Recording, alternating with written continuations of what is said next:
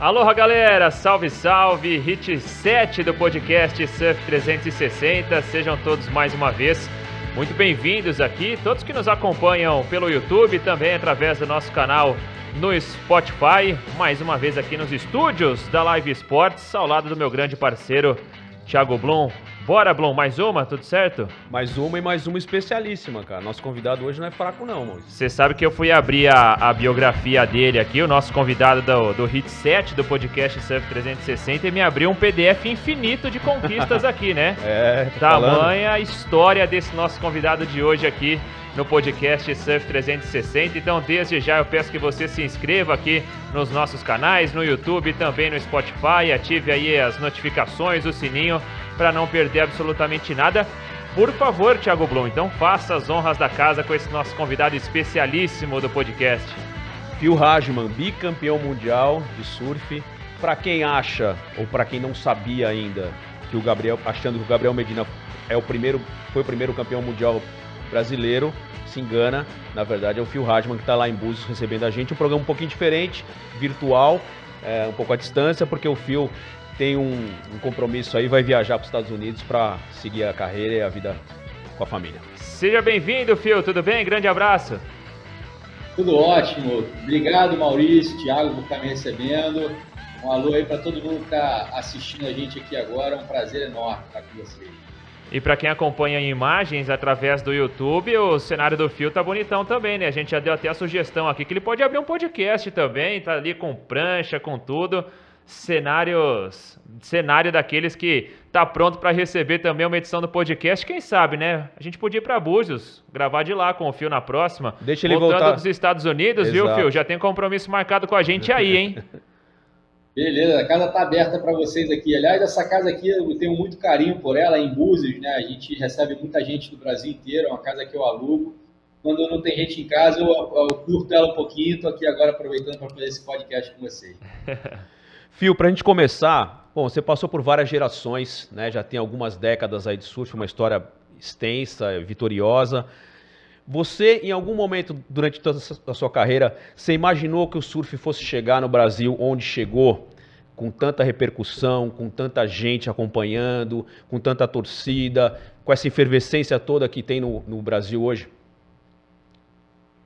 Bom, eu vim de uma família de atletas, né? Meu pai... muita gente sabe quem é o Bernardo, Jornada nas Estrelas, que não sabe, está sabendo agora, mas ele foi de uma geração de prata do vôlei brasileiro. No início da carreira, realmente o vôlei não era muita coisa no país ainda, e ele, junto com a seleção brasileira da época, fez o vôlei crescer e se tornar o que a gente conhece hoje como, ele brinca dizendo que é o esporte número 1 do Brasil, né? Porque o futebol é religião, não é esporte. E eu vejo assim, no surf, eu sempre tive esse sonho em ver o surf chegar onde chegou hoje em dia, se tornar um esporte olímpico,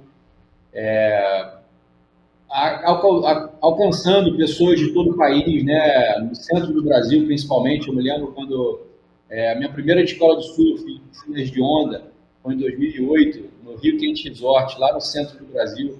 As pessoas não entendiam muito de surf, era um esporte totalmente novo, né? E hoje em dia, através da imprensa, através do crescimento do esporte, tendo se tornado um esporte olímpico, a gente vê chegar em muita gente, né? A minha esposa é de Goiânia, então todos os familiares, amigos dela de lá acompanham hoje o surf, apesar de morarem super longe da praia. Muitos têm vindo participar de algumas clínicas que eu realizo aqui em Búzios também.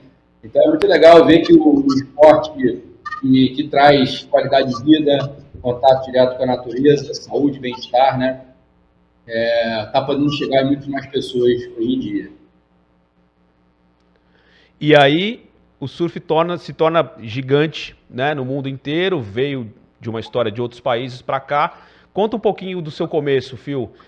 A gente tem uma história bacana que está até no seu perfil, dizendo que você começou com bodyboard, foi mais ou menos por aí? Isso, eu sempre fui ratinho de praia, meu apelido era Rato Branco. Eu vivia na praia brincando ali quando era criança. Minha mãe gostava de ir à praia muito cedo, ela me levava antes da escola. E nos finais de semana a gente ia à praia bem cedinho, na hora do sol queimando ali, era a hora que meu pai chegava dos treinos e chegava na praia, minha mãe ia para casa. e eu ficava o segundo turno com ele, né, até o final do dia. Então, eu aproveitava ao máximo possível, ficava dentro d'água muito tempo. Às vezes meu pai, vem, sai, eu falo, última onda, só mais uma. E essa última onda ia se estendendo, ia ficando cada vez mais tempo e deixava meus pais doidos com isso. Mas para mim era muito legal, né, essa sensação de estar ali em contato com a natureza, autoconhecimento, por conta da dislexia que eu tenho, né, tive muita dificuldade na escola, e o mar, por outro lado, foi o caminho que me ajudou a trazer um pouco mais de equilíbrio, né, harmonia para minha mente, para o momento dos estudos. Então, às vezes eu tinha dificuldade de me concentrar nos estudos, e com o tempo meus pais foram entendendo que o esporte, principalmente o surf, que era um momento onde eu estava ali de introspecção, né, era um caminho excelente para eu conseguir me concentrar melhor nos estudos. E aí os resultados de notas saíam sempre melhores. Então, eu vejo o surf não só como um esporte, mas também como uma terapia, né? É um estilo de vida, é meu estilo de vida que eu escolhi para ser feliz. Comecei com 7 anos a praticar na escolinha do surf do Rio o lado mais competitivo, né? Eu já me divertia com meu pai desde os 3 anos de idade. Aos 4 eu ganhei meu primeiro bodyboard, aos 5 minha primeira pranchinha, e aos 7 eu comecei a entender um pouco melhor como funcionava a dinâmica competitiva, né, através do Rico de Souza, meu grande mestre aí. Aos 14 eu já brincava bastante com as pranchas da escolinha, os longboards da escolinha dele. Alguns amigos do meu pai ali na Praia do PP também, que surfavam de longboard, sempre pegavam uma prancha que eu tenho emprestada quando o mar estava pequenininho. Mas eu sempre ouvia aquela brincadeira dos meus amigos da minha idade, dizendo que o longboard era esporte de velho, não era a modalidade adequada para a minha idade na época, né? E aí, com 14 anos, eu tive a oportunidade, através do Rico, mais uma vez, de competir no primeiro evento no longboard, né? Eu já competi no pranchinha desde os 7 anos de idade. E fiz uma grande final junto com o Rico de Souza, Vitorino James, Berenice da Silva e Carlos Mudinho, em Saquarema, né, que é o Maracanã do surf. E eu diria que ali foi onde a minha carreira de longboard se iniciou. Continuei competindo paralelamente no longboard até os 18 anos de idade. O circuito brasileiro tinha muitas etapas, era um período em que o surf estava sendo muito fortalecido no Brasil, né? E enfim, tive vários eventos que aconteceram, e com 16 anos de idade eu tive uma grande oportunidade de participar do Rio Red Bull International. Foi um evento em que foram trazidas para o Brasil várias lendas do esporte, né? Dwayne De Soto, Gonga Perkins, Joe Dudo, eram campeões mundiais que iam participar desse evento internacional. E eu tive a sorte de pegar o Joe Dudo nas quartas de final, na bateria homem a homem. Fui dormir muito focado, concentrado. Era uma onda que eu conheço muito bem, ali perto do postinho, né, perto do PP, onde eu praticava o surf já a minha vida inteira. E aí eu consegui trazer de outubro ficar em combination, precisando de ficar combination para poder virar a bateria, e fui capa de todos os jornais, revistas na época, abrindo as portas aí do longboard como uma profissão, né?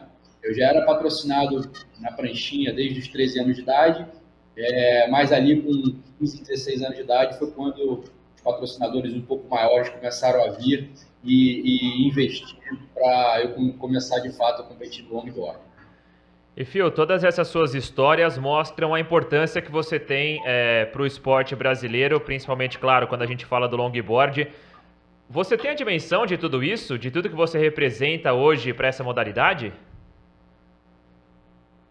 Eu tenho, assim, muito orgulho, né, de ter representado o Brasil, de ter trazido esses 2 títulos mundiais para o país, ser reconhecido nas ruas, não só pelos títulos, né, mas pelos 2 filmes Surf Adventures, que para mim foram um divisor de águas, também pelos programas de canal off que a gente fez, o 9 Pés, que foi muito importante também para o desenvolvimento do esporte no Brasil.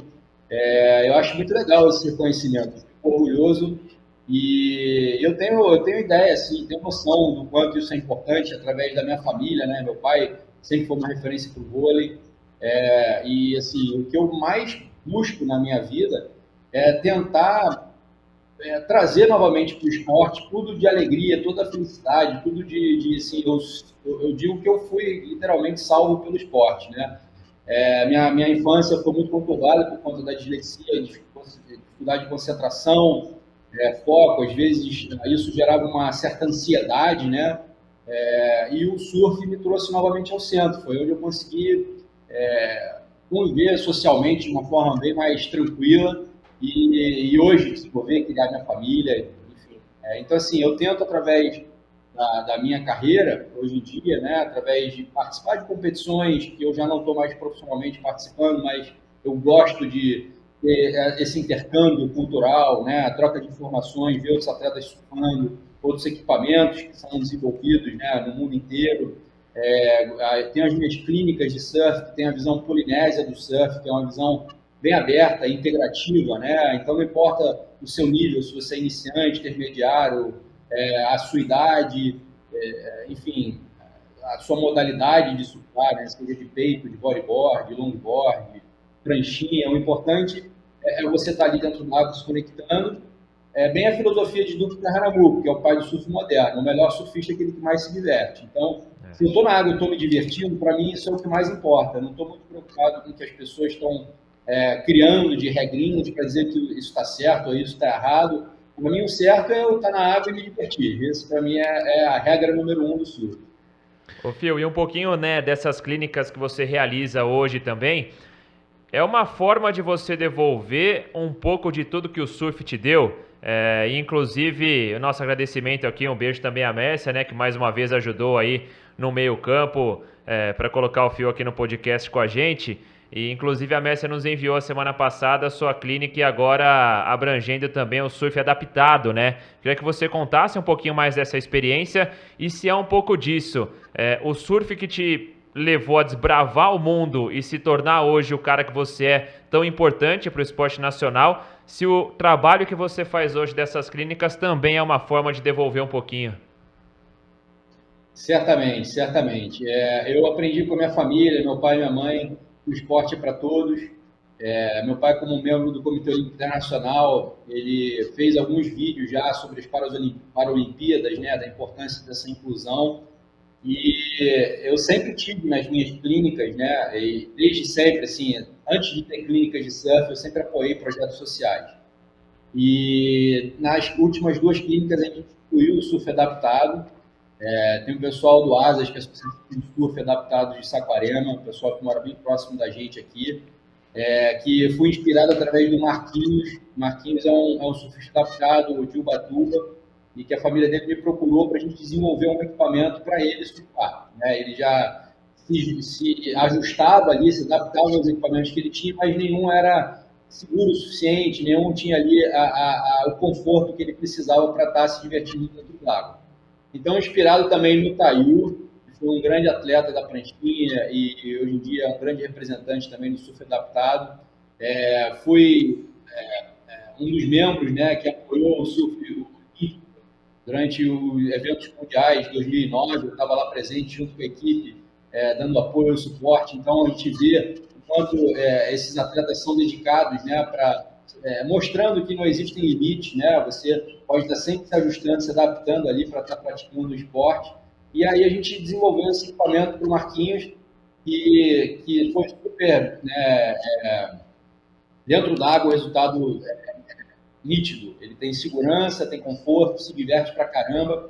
E a gente buscou o pessoal do Asas, que fica bem próximo aqui a Búzios, né, que é o pessoal de Saquarema, para poder estar fazendo esse trabalho junto, de suporte. O pessoal do Asas tem guarda-vidas apoiando o projeto, a gente aqui em Búzios também tem o apoio da guarda-vida, e a gente montou uma estrutura para proporcionar para esses atletas uma diversão e vivenciar também uma experiência de surf junto com a gente. Então foi muito legal, acabei fazendo agora recentemente, semana passada, uma doação para o pessoal do Asas também, uma prancha igual a do Marquinhos, um pouco mais de volume para adolescentes e adultos poderem utilizar a prancha também, porque de acordo com o peso, né, você precisa aumentar ou diminuir a flutuação da prancha. E a gente foi fazer um teste na semana passada, pegamos altas ondas na barrinha, marcava pequeno, perfeito para a esquerda ali, tinha uma vala que era como um canal, onde as ondas não quebravam, uma ondinha perfeita vindo quebrando em direção a essa vala. Então foi muito legal, porque o Marquinhos ficou de surfar, o Pedro, que é um atleta local lá, um adaptador local de Saquarema, nunca tinha surfado lá na Praia da Barrinha, sempre ficava ali dentro do canal ali de Saquarema, e teve essa oportunidade de a gente estar surfando juntos. Foi muito emocionante, é muito legal mostrar, né, pessoas que é possível surfar, independente de quem seja, né? A gente recebe pessoas de 70 anos aqui também participando da clínica, pessoas que começaram a surfar depois de bem mais velhas. Então, acho que é importante, né, nessa história toda, né, apresentar a qualidade de vida que o surf proporciona para nós, né? Tá ali dentro d'água, sabendo que quando o cara quer buscar as ondas boas, ele precisa estar de acordo com a natureza. Normalmente, a maior condição é de manhã cedo, então o cara já evita de sair à noite, de beber muito, ele vai se alimentar melhor, ele vai acordar cedo, vai dormir cedo, porque você também faz a atividade física. Hoje em dia a gente vê na Praia da Macumba, em São Paulo mesmo, em outros lugares do Brasil, pessoas indo com o sol nascendo surfar e depois do surf indo trabalhar, né? Isso traz um outro dia. Eu brinco dizendo que depois do surf eu sou uma outra pessoa, pode vir o problema que for do dia a dia que a gente consegue resolver. Quando eu começo a ficar muito mal-humorado dentro de casa, minha esposa vem para mim, Fio, vai surfar, você está precisando dar uma relaxadinha. Então, eu gosto muito quase que um calmante, né, Fio? Exatamente, é um calmante. Eu gosto de ver essa reação das pessoas, né? Eu me lembro quando eu estava começando a surfar, quando eu era criança ainda, quando eu vi essas pessoas começando a surfar, tendo essas experiências, né? Ô, Fio, você falou agora há pouco que quando você começou no pranchão, no longboard, o pessoal falava que era coisa de velho e tal. Eu lembro muito bem também quando eu pegava onda, quando eu sou mais velho que você, causava uma certa estranheza mesmo o pessoal quando entrava alguém de pranchão. E essa é até uma estranheza, não vou dizer um preconceito, mas o pessoal achava que atrapalhava porque era muito grande e tal. E o pessoal realmente chamava que era o esporte, né, que era o surf para velho. Já se desenvolveu muito, né? Cresceu muito no mundo inteiro. Mas como é que tá hoje? Por que ainda hoje o longboard tá numa procura muito menor do que a pranchinha? O que muda na cabeça das pessoas? O que você tem visto? A escolha é sempre muito mais para a pranchinha do que para o pranchão. Eu acho que, assim, quando você se refere que a procura é maior para a pranchinha do que para o pranchão, é na questão profissional, né? De fato, a gente vê no circuito mundial um circuito muito mais sólido, né, consolidado na pranchinha do que no longboard. O longboard tem, hoje em dia, 3 etapas do circuito mundial, né? Eu vejo a WSL como um dos principais responsáveis por manter o longboard pequeno, né? A gente vê o exemplo das ondas gigantes, quando o Gary Linden começou, né, esse desenvolvimento de surf das ondas gigantes, né, o circuito mundial tinha muito mais visibilidade, tinha muito mais etapas, e a WSL abraçou, né, o surf de ondas grandes e diminuiu. E o longboard eu vejo da mesma forma, né? A gente viu situações do próprio Surf Relic, né, que foi uma liga criada recentemente justamente para bater de frente com essa relação que a WSL tem com o longboard. E rapidinho a WSL já abraçou o Surf Relic também e tomou conta desses eventos deles, né? Paralelamente a isso, a gente tem alguns outros eventos que, na minha opinião, só fazem o longboard se tornar cada vez mais amador, uma visão amadora do esporte, e não profissional, como o exemplo do cara ter que beber um shot de drink antes de entrar na água para competir. Isso, é completamente fora do esporte profissional, né? A gente está visualizando o longboard entrando nas Olimpíadas em 2020, né? E imagina, você vai ver um atleta tomando um shot de whisky, de vodka, ou de qualquer coisa que seja ali antes de entrar na água, é uma coisa que beira o absurdo, né? Então, assim, eu vejo que existem, de alguma forma, essas grandes empresas, a indústria, né, da pranchinha, de alguma forma mantendo o surf profissional de longboard pequeno, né? Mas, por outro lado, se a gente for ver, todo mundo começa a surfar no longboard, né? A indústria das pranchas, as pranchas de longboard são vendidas no mundo inteiro, são muitos shapers no mundo inteiro de longboard vendido, a proporção de longboard vendidos é muito maior do que de pranchinhas. Então, assim, acaba se criando para as pessoas que querem um dia viver do esporte uma realidade muito mais possível através da pranchinha do que do longboard, né? Sendo que no dia a dia você vê picos de surf no mundo inteiro em que são praticamente surfados apenas de longboard. Então, assim, é uma questão, acho que política, uma questão de interesses de grandes empresas, mas que a tendência é que isso seja transformado, né? O longboard era muito menor do que é hoje, quando eu comecei na prática do esporte. Tenho visto esse crescimento, mesmo que lentamente, mas isso está acontecendo. 2028, a gente já está vendo essa quase que concretização do longboard como esporte olímpico nas Olimpíadas de Los Angeles, na Califórnia. Então, acho que a tendência é essa, cada vez mais o esporte se profissionalizar e criar caminhos, né, alternativos para o crescimento profissional, trazendo mais marcas, mais patrocinadores, né, mais atletas que, de fato, estejam ali comprometidos com o desenvolvimento do esporte e não só vendo o esporte como uma forma de estilo de vida, que é legal também, né, mas profissionalmente falando, a gente precisa pensar o desenvolvimento de equipamentos, desenvolvimento de manobras, desenvolvimento de atletas de uma maneira geral, para que o esporte realmente se torne profissional. Ô Fio, e você estava destacando agora, né, essa possibilidade cada vez mais concreta de nós termos o longboard na Olimpíada de 2028 e que assim seja, né? Eu torço para que todos os esportes com prancha na água entrem no cronograma olímpico, stand-up, bodyboard, tudo. Se estiver na Olimpíada, tá maravilhoso. Mas é muito claro, né, Fio, que o surf, antes da Olimpíada de Tóquio, ele era muito nichado, né? Então ele era voltado para quem já acompanhava um pouco mais de tempo, para quem entendia. E quando o surf passa a fazer parte desse programa olímpico, acaba mudando o interesse, e acho que principalmente dos brasileiros, né? Embora ali antes da Olimpíada o Brasil já tivesse o Ítalo Ferreira como campeão mundial, o Gabriel Medina como bicampeão, como a Olimpíada é um evento transmitido para todo o planeta, com uma facilidade para que as pessoas aqui no Brasil também possam assistir, acho que foi uma virada de chave para quem não entendia tanto, se apaixonar pelo esporte, começar a praticar, e foi assim no skate também, quando a gente fala principalmente da fenômeno fadinha, né?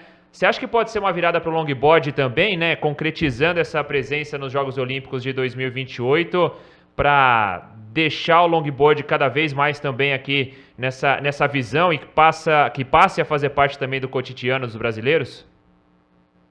Eu acredito que sim. Como eu falei, eu vi uma família de atletas em que meu pai viu o esporte dele crescer, né, e ele tem muito orgulho de me ter como um surfista, bicampeão mundial, como membro do COI, né, que acompanhou aí a vitória do Ítalo. Foi meu pai que entregou a medalha do Ítalo lá, né, o primeiro brasileiro campeão olímpico. Fez questão, né? Ele fez questão, como membro do COI, né, ele tem direito de escolher 2 esportes para entrega de medalha. Ele escolheu o vôlei, que é o esporte dele, e o surf, é o esporte do filho dele, né, no caso eu, que sou bicampeão mundial. Então, assim, eu tenho muito orgulho de ver o se tornando esporte olímpico. Tem matérias minhas com 7, 8, 9, 10 anos de idade já falando sobre isso, que meu sonho um dia seria participar de uma Olimpíada, né? Ou nos Jogos Pan-Americanos, que infelizmente, mais uma vez, por uma situação como essa que aconteceu recentemente na piscina de ondas, aconteceu comigo no Peru, né? Uma história absurda que eu vou contar aqui de uma forma bem sucinta, mas pelas regras da ISA, International Surfing Association, você, durante um evento oficial, você é obrigado a filmar todas as ondas dos atletas, né? E os juízes só podem dar a nota daquilo que foi filmado oficialmente. No entanto, durante o evento das classificatórias de Jogos Pan-Americanos, onde o surf entrou pela primeira vez, né, dos Jogos Pan-Americanos multiesportivos, com o longboard já incluso, o maior rival que a gente tinha ali era o Pico Clemente, que é peruano, local do Pico, e tinha eu ali, que gosto muito daquelas condições de onda, e infelizmente durante o evento a ISA botou apenas uma câmera para filmar 4 atletas. Então a câmera ficava dando prioridade sempre para os atletas peruanos, e na hora das notas os atletas peruanos tinham sua nota completa, enquanto os outros atletas que não eram peruanos recebiam as notas de acordo com o que havia sido filmado, né? Então, a gente foi lá com imagens das ondas completas. Eu tive depoimento do head judge, que infelizmente era um brasileiro também, dizendo que, olha, Fio, realmente a sua nota não foi 4,5, ela foi 8,5, mas a gente só tinha as imagens oficiais gravadas pela metade e a gente não pode te dar a nota que você merecia. Então, você perdeu a oportunidade de participar dos Jogos Pan-Americanos. Então, é muito frustrante, né, para a gente como atleta que durante uma carreira inteira se esforça, luta para ver o crescimento do esporte, para desenvolver o esporte no país e no mundo, ver esse tipo de situação de entidades grandes como a ISA, né, International Surf Association, e a própria a WSL, né, antiga ASP, acontecerem situações como essas que acontecem corriqueiramente. É um assunto que é muito atual, porque aconteceu recentemente. Tivemos uma pequena travadinha no sinal do fio, agora já voltou, fio. Opa, tá me ouvindo direitinho? Agora sim. Então, como a situação que a gente viu recentemente aí na WSL, né? E, enfim, para a gente como atleta é triste e muitas vezes a gente tem que ficar calado, né? Eu atualmente já não faço parte mais da WSL. Ano passado eles conseguiram de vez me tirar do circuito mundial. Foram alguns anos lutando ali para me manter entre os tops, não só pelo surf, mas pelas questões políticas, porque depois do meu segundo título mundial eu comecei a expor um pouco mais essas dúvidas, né? Que ficavam sempre ali, muito mais voltadas para os brasileiros do que para os americanos, os australianos, e a gente acabou vendo essa história sendo repetida há muito, muito tempo, né? O próprio Pico Luta Salazar, na minha opinião, já deveria ter tido 2 títulos mundiais de longboard, e na época não existia transmissão ao vivo. Eu perdi alguns títulos mundiais também de uma forma muito injusta, né? Quando você vê atletas de outras nacionalidades vindo até você dizendo que você ganhou o campeonato e os juízes não deram a nota, é bem frustrante, né? Mas a gente, como brasileiro, tem essa característica de nada ser fácil, né? Então, o que eu sempre procurei fazer foi transformar essa frustração em motivação, né? Que eu acho que é isso que todos os brasileiros acabam fazendo, e para estar no próximo evento ainda melhor, né? Aconteceu uma situação comigo em 2021, logo no meio da pandemia, onde a WSL voltou ao circuito mundial e também na própria piscina de ondas, ia ser a primeira etapa do longboard. Os consulados estavam fechados no mundo inteiro para você atualizar o Visa, né, e conseguir sair do país para ir para os Estados Unidos. Só precisava de uma carta da WSL junto com um órgão do governo lá, que a WSL estava trabalhando junto e mandando essa carta para o mundo inteiro. No entanto, eu não recebi essa carta, apesar de ter ficado meses e meses, né, questionando, pedindo, dizendo da importância de ter essa carta para estar presente no evento. E aí eu precisei ir através do Comitê Olímpico Americano para conseguir essa carta, porque o surf como esporte olímpico, né, a gente acaba tendo essa abertura de entrar de outras formas, né, nesses órgãos, e através do Comitê Olímpico Americano eu consegui essa carta e cheguei, infelizmente, já após a primeira etapa da piscina de ondas, e na véspera da minha bateria, entrar na água sem poder treinar, sem poder testar equipamento, e logicamente o resultado também não foi legal. Então, 2022, que foi ano passado, por conta dessas questões, eu já estaria fora do circuito mundial, né? E não me contentei com isso. Fiz vários e-mails mandando para a WSL, explicando detalhes por detalhes. Todas as mensagens foram trocadas por e-mail, por WhatsApp. E eu acabei no ano passado ganhando o wildcard internacional, né, que é o atleta convidado. Eu, por não estar ranqueado, eu não deveria estar no tour, né, porque eles não mandaram a carta, ou não quiseram que eu estivesse presente. E aí, através desses e-mails, eu consegui o wildcard. Só que a primeira, segunda e terceira etapa, quem acompanhou, tá online aí, pode ver e julgar, né, por si só, as notas muito jogadas lá para baixo, enquanto os adversários jogando as notas lá para cima. Então, assim, quando eles querem fazer alguma coisa, é difícil a gente, como atleta, né, ainda mais quando você se coloca ali uma mordaça, que você não pode ficar expondo muito o que está acontecendo, porque você pode ser multado, você pode...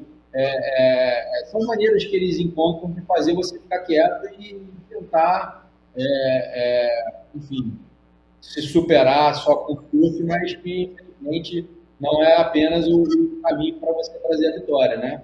Eu acho que, hoje em dia, a gente vê aí uma piscina de ondas, né? Estão expondo várias formas muito mais justas de você encontrar notas, né? Tem a inteligência artificial aí hoje em dia, né? Que na minha opinião, seria um excelente caminho para a gente poder ter um julgamento muito mais justo, né? Sem tirando, no caso, onde a pessoa vem, coisas pessoais, questões pessoais, e colocando muito mais o surf, o esporte em primeiro lugar, na minha opinião, é o que deveria prevalecer. Fio, você deu exemplos seus próprios, do Picuruta. A gente está numa semana que repercutiu demais, né, a história do Surf Ranch, de brasileiros achando que foram prejudicados mais uma vez. Já tem outras histórias no circuito mundial também, e aí eu digo da visibilidade da pranchinha, realmente, do circuito mundial. E tem muita gente, como a gente criou muitos torcedores, né, acaba tendo muito juiz, né? Cada torcedor acaba sendo um juiz, e tem realmente muita gente que considera que os brasileiros têm sido, vou usar um termo talvez um pouco forte aqui, perseguidos, né? E outras pessoas acham que não, que é uma coisa de julgamento, de etapa para etapa e tudo mais. Você é um cara que pensa dessa maneira? Você acha que os brasileiros têm sim incomodado os australianos e americanos, a liga em si? Você acha que os brasileiros têm sido prejudicados? Sim. E isso é uma coisa, não vou dizer pré-determinada, mas é uma coisa visível e que tem que ser combatida? Quem acompanha vê, né, é nítido, principalmente depois dessa situação que aconteceu agora na piscina de ondas. Mas eu posso dar mais um exemplo meu pessoal, né? 2003, quando eu ganhei a minha primeira etapa de circuito mundial em Maresias. Na época, tradicionalmente, a Oxbow era um patrocinador europeu, fazia um evento que era muito mais um festival, né? Era tipo um evento que definia o título mundial do longboard. E naquele ano eu fui campeão. Em teoria, naquele momento ali, já tinha conquistado o título mundial em 2003. Porém, os atletas começaram a falar, né, principalmente aí, liderados pelo Joe Tudor, né, que o Brasil não é um país com tradição no longboard, que era um absurdo um garoto de 23 anos de idade ter um título mundial. E aí a WSL, na época a SP ainda, abriu, né, as portas para outros eventos que eram festivais e que não eram homologados, porque a homologação custava caro, né? Então os eventos aconteciam independente da ASP, e aí eles abriram para esses eventos também serem parte do circuito mundial, e ter mais uma possibilidade de outro atleta ser campeão. Então, eu perdi esse título em 2003. Mas assim, eu vim durante todos esses outros anos ouvindo e vendo coisas acontecendo nos bastidores, e que essa visão de que o brasileiro não tem tradição de surf, né? Tudo bem, talvez a tradição dos americanos, dos australianos, eles tenham um pouco mais de tempo no esporte do que a gente, mas assim, a gente tem características muito competitivas, né? A gente não tem nada de bandejada. Se você é um atleta americano, ou se você é um atleta australiano e você tem muito talento, com certeza você vai ter patrocinadores, com certeza você vai ter uma garantia de patrocínios para o resto da sua vida. São exemplos, o próprio Joe Tudor, ele fez 2 mundiais, aí começou a perder para mim, começou a perder para outros atletas brasileiros e desistiu do circuito mundial. E ele não perdeu os patrocinadores por isso, pelo contrário, ele criou os seus próprios eventos, os próprios festivais, com as regras em que quem surfar mais parecido com o que ele surfava, né, vai continuar participando dos eventos, e é uma forma dele se eternizar como o rei do surf. Eu, particularmente, acho que o surf dele é muito bonito, né? Não tenho que falar do Joe Tudor como atleta, mas em termos de desenvolvimento do esporte, a gente vê aí muitas críticas, não só do Brasil, mas dos havaianos também, principalmente, porque eles tentam trazer, os californianos especificamente, né, tentam trazer a visão de que o longboard é um esporte californiano, que na década de 60, 70, muito do desenvolvimento do esporte aconteceu ali. Mas a gente veio dar uma raiz, né, mais antiga, dos polinésios, dos havaianos, e eles creio que esquecem dessa parte cultural, dessa parte da história, para poder valorizar a história dele, né? E a gente vê que muitas regras que são aplicadas nesse estilo de surf não fazem muito sentido em outros lugares do mundo, né? Então, só como exemplo, você, para ser um surfista de log, né, que eles chamam, que mudaram, não é mais longboard, é logger. Para ser um surfista de log, você não pode usar strap. E aí você está na Espanha, você é multado se você surfar sem strap. Na Austrália, várias praias, você também não pode surfar sem strap. No Brasil, é cheio de crianças, de pessoas se divertindo na beira da água, né? E se você perde uma prancha, você está colocando a vida de outras pessoas em risco. Então, uma prancha com 8 quilos, vindo numa onda, uma criança tem menos de que 8 quilos, mata uma criança, né? Então, assim, nos Estados Unidos, existem regras onde você surfa, você não pode mergulhar. E onde você mergulha, você não pode surfar. Então, lá faz muito sentido o fato de você não usar strap, porque você também dá oportunidade a outras pessoas surfarem. Porque sem strap, você arrisca menos as manobras. Se você se arriscar e perder a prancha, não tem problema, a prancha vai parar na areia, você sai nadando, busca a sua prancha e volta, dando oportunidade para outras pessoas que estão no clube surfarem também. Mas é uma realidade diferente da nossa. A gente tem aqui beach break, né, que são ondas quebrando em areia, fundo de areia, está sempre mudando a bancada por causa das correntes. Lá é fundo de pedra, que é um lugar certinho, você sabe onde a onda vai quebrar, você sabe onde é o canal para entrar novamente. Então, assim, são questões muito básicas, né? E para a Califórnia, o estilo de surf de vida deles funcionam. Mas quando você aplica isso no Brasil, não faz o menor sentido, né? A gente está criando uma cultura repetida que vem de outros países, né? E não faz sentido para o brasileiro abraçar essa cultura. Muitas pessoas, né, amam o estilo clássico, eu amo o estilo clássico, adoro surfar quando o mar está pequenininho de log, eu sou um cara aberto para todos os estilos de surf. Mas eu vou estar me preocupando se tem uma criança na beira da água. Se não tiver ninguém, se for um lugar, uma praia deserta, com certeza, para mim, vai ser muito melhor surfar sem strap, porque na hora de você caminhar na prancha, você não tem o strap ali rolando no seu pé, né? Em situações que fazem sentido. Mas quando você começa a botar outras pessoas em risco, para mim aí já não é mais a questão da consciência, você não está pensando no outro, aí o surf começa a se tornar um esporte muito egoísta, né? E eu vejo que é mais ou menos isso que acontece. O Joe Tudor mandou mensagem para mim ontem, achando um absurdo que a WSL agora estava colocando regras de peso nas pranchas. Então, tem um peso mínimo das pranchas de surf, e ele falando para mim, Fio, o que você acha disso? Eu acho absurdo isso acontecer. Eu nunca falei sobre peso nas pranchas.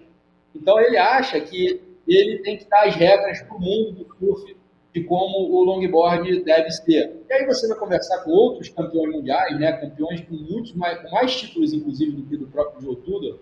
O próprio Dwayne De Soto, ontem estava conversando com ele, ele estava falando, cara, quanto mais você cria essas micro-regrinhas, mais você afasta a real função do esporte, né? Você começa a criar formas de...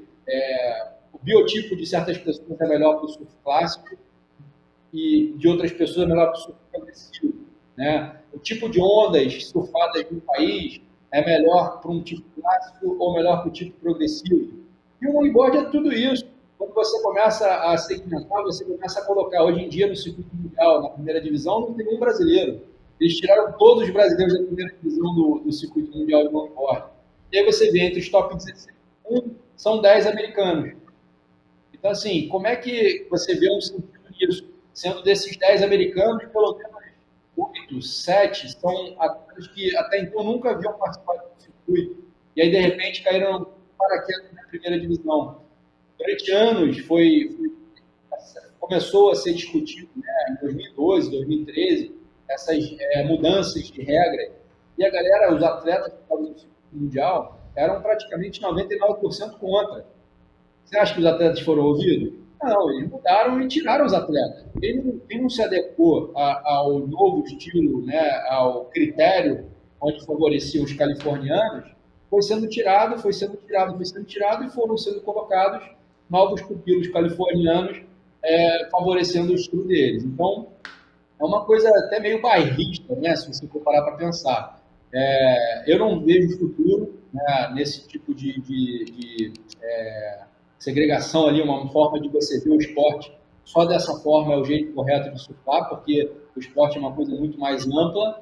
E eu acho que é o momento assim, de transição que está acontecendo, e que é triste, porque muitas pessoas estão perdendo a oportunidade, né, de estarem competindo, de estar fazendo uma carreira, porque passou a pandemia, que foram alguns anos sem competição, isso já atrasou muito a carreira de muitas pessoas, e agora com essas novas regras que favorecem, né, as pessoas ali da Califórnia, realmente são coisas que é ruim para a evolução do esporte de uma maneira geral. E o julgamento da ISA está indo nesse mesmo sentido, Phil? Porque agora, recentemente, a gente teve o Mundial lá em El Salvador, né? O Brasil ganhou medalha de prata com Carlos Bahia e o bronze com a Chloé, que todo mundo sabe é uma das principais surfistas de longboard do mundo, disputou título mundial. Você vê a ISA também indo para esse caminho que a WSL está direcionando, ou é uma coisa mais dessa liga e a International Surf Association continua com um julgamento mais dentro de um critério aceitável? Olha, eu vejo um caminho bem parecido ali, bem similar entre a ISA e a WSL, eles têm uma conexão, né? Você vê que tem até a parte de classificatória está relacionada a ISA com a WSL, né? Mas assim, eu vejo que a ISA talvez tenha a cabeça um pouco mais aberta em relação a essas questões de regras para o longboard especificamente, né?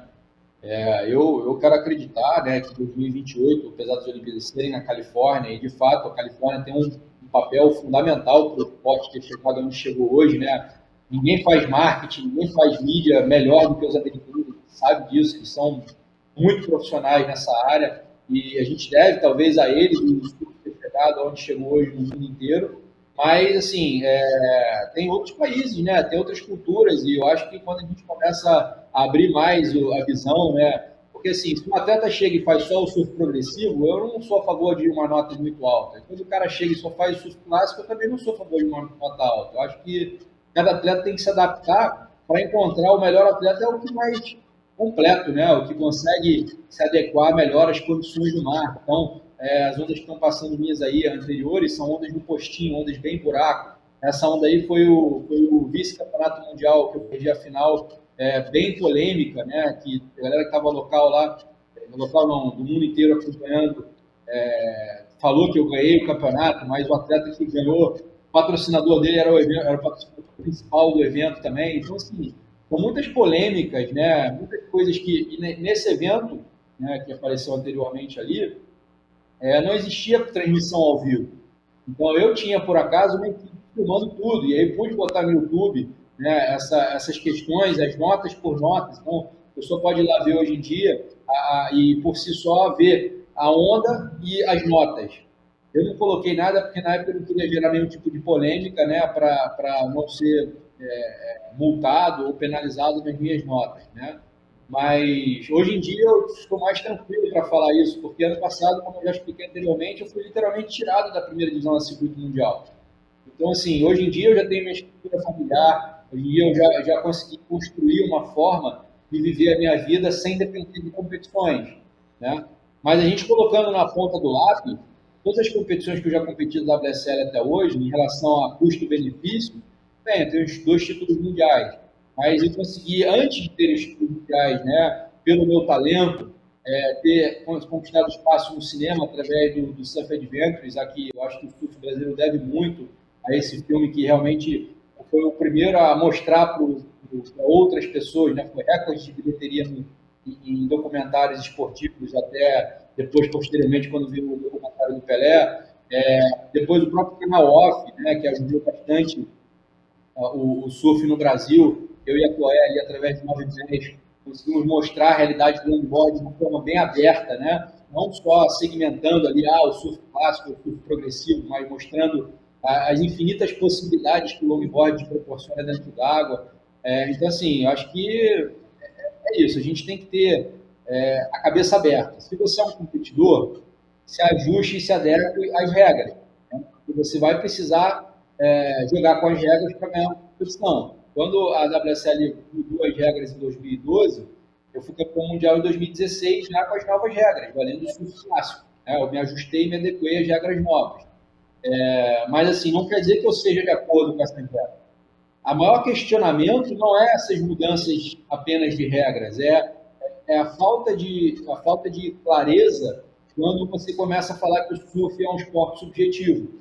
Porque você tem as regras, você segue essas regras, mas aí na hora de um resultado de notas não faz o menor sentido, e aí você vai questionar o juiz, ele vai falar para você que, não, mas na minha opinião é isso, e aí o surf é um esporte subjetivo, e aí você vai ter que voltar para casa com esse resultado, mesmo aparentemente injusto para todos que estavam assistindo. Eu, como juiz, a gente não sabe também qual é a influência que o juiz tem, né, vindo de trás dele, dos superiores. Eu dou esse e eu não tenho como voltar atrás do resultado. Uma vez que o cara anuncia o resultado, por mais que seja descoberto os erros, sejam descobertas situações, o resultado é aquele que foi dado e ponto final. Então você tem que voltar para casa com a mão à frente e a outra atrás e muita força de vontade, focar para poder conseguir participar do circuito mundial, conseguir evoluir e a ponto de conseguir conquistar outros títulos, né? Eu ouvi muito na minha carreira, no intervalo de 2007 e 2016, foram quase 10 anos de diferença entre o título mundial e o outro. No primeiro título mundial, era uma visão um pouco mais progressiva do longboard. Eles tinham uma visão muito de que o longboard estava evoluindo. E a minha opinião é que também não é a visão certa. Eu concordo que o longboard deve ser 50-50, né? Tanto clássico quanto progressivo, que é o que o esporte permite fazer.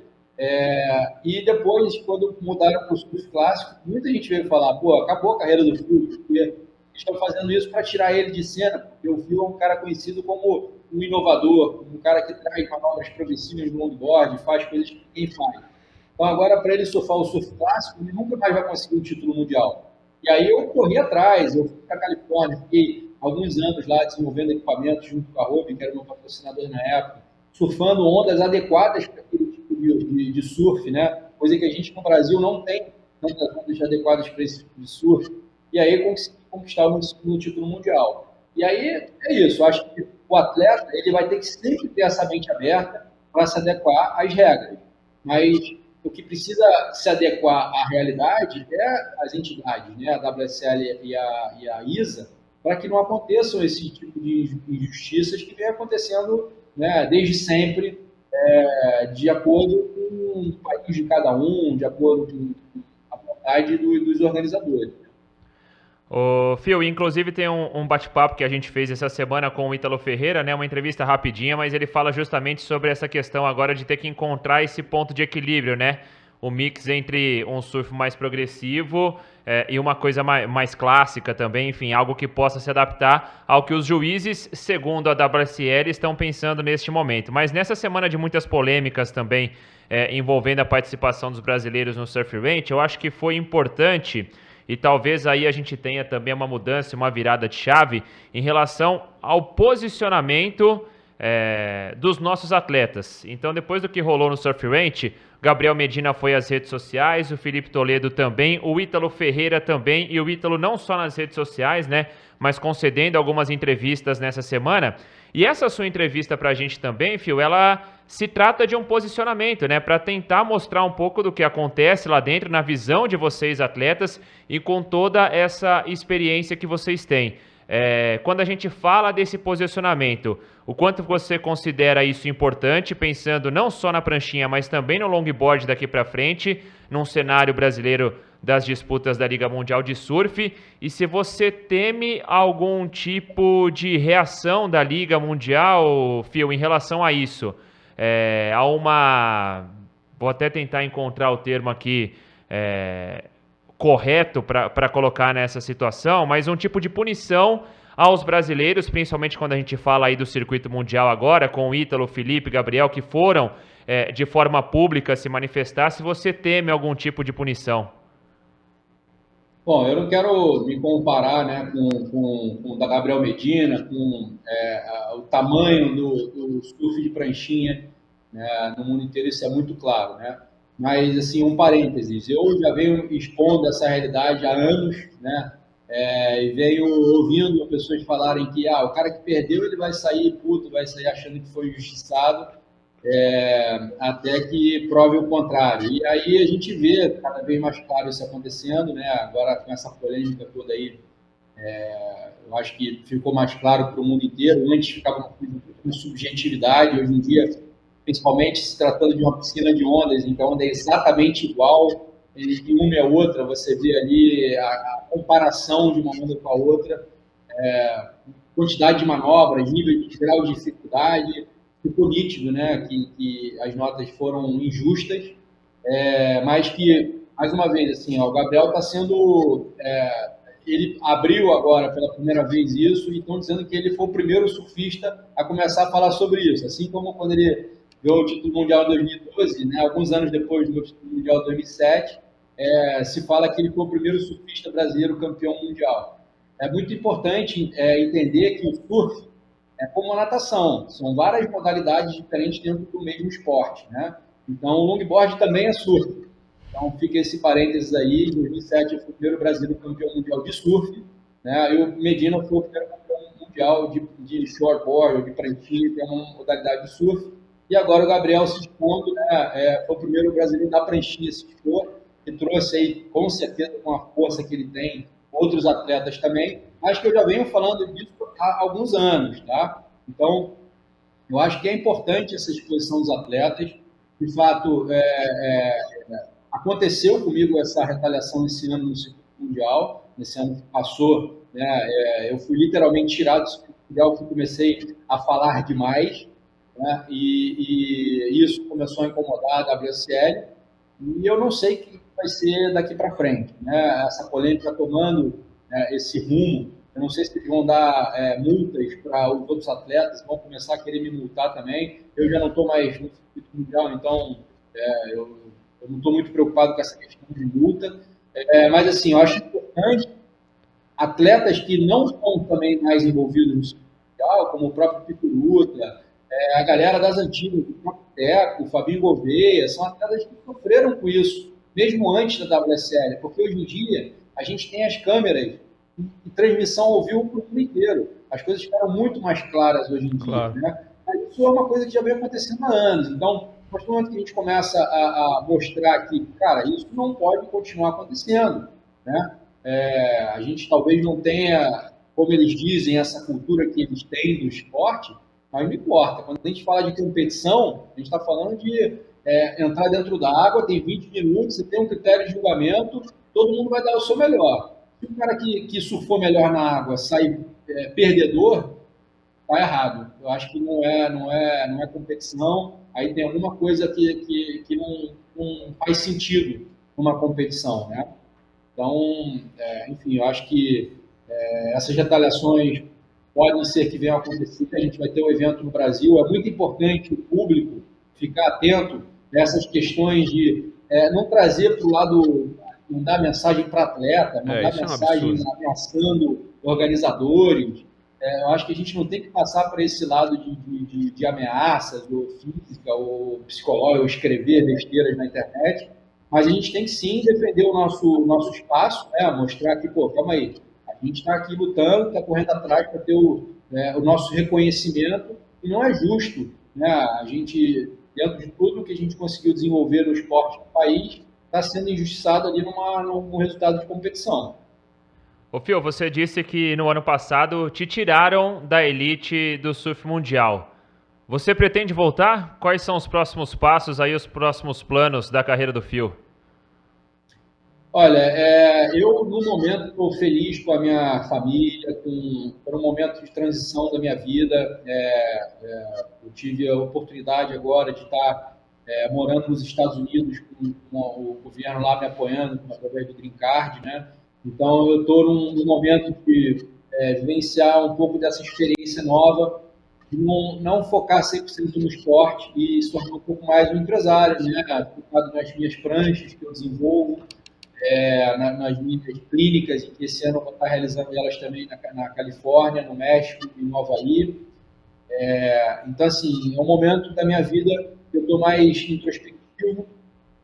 Participei do evento de Saquarema, em terceiro lugar lá. Fiquei muito feliz ali com o empenho dos meus equipamentos. Fui por diversão, eu gosto de competir, eu gosto de estar dentro d'água, não me importo em perder, eu acho que isso faz parte da carreira de um atleta.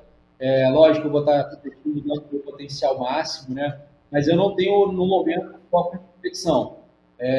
Eu não quero falar em relação aos próximos anos, porque isso está muito ainda lá para frente. No momento, meu foco é me estruturar nos Estados Unidos e no Brasil, ter essa vida aqui paralela, né? Tanto aqui como lá, fazendo os meus negócios acontecerem, tendo um conforto para a minha família, trazendo um pouco mais de paz também no interior, porque, querendo ou não, durante esses 25 anos, né, vivenciando essas injustiças, são 2 títulos mundiais, né, e sei lá, talvez 20 anos de situações, lógico que não foram 20 anos, mas pelo menos uns 15 desses 25 aí, foram situações bem complicadas e que emocionalmente, né, você se prepara, você treina diariamente. Eu sou um atleta, sou filho de atletas, eu desde criança fui criado para me tornar um atleta, então eu tenho a disciplina, eu tenho a força de vontade, eu tenho a garra, e quando você é podado, né, nessas situações, isso realmente mexe psiquicamente. Então foi muito estressante essa minha carreira, apesar de ter muito orgulho de tudo que eu conquistei, né? Então, assim, eu estou pela primeira vez dando esse momento para viver a minha vida com a minha família, focado no bem-estar, no lazer e nos negócios que eu vim construindo justamente pensando nesse momento da aposentadoria. Eu não estou competindo, mas eu não acho que eu esteja aposentado, né? É lógico que em 2028 o longboard, o esporte olímpico, existe um caminho aí a ser seguido até lá.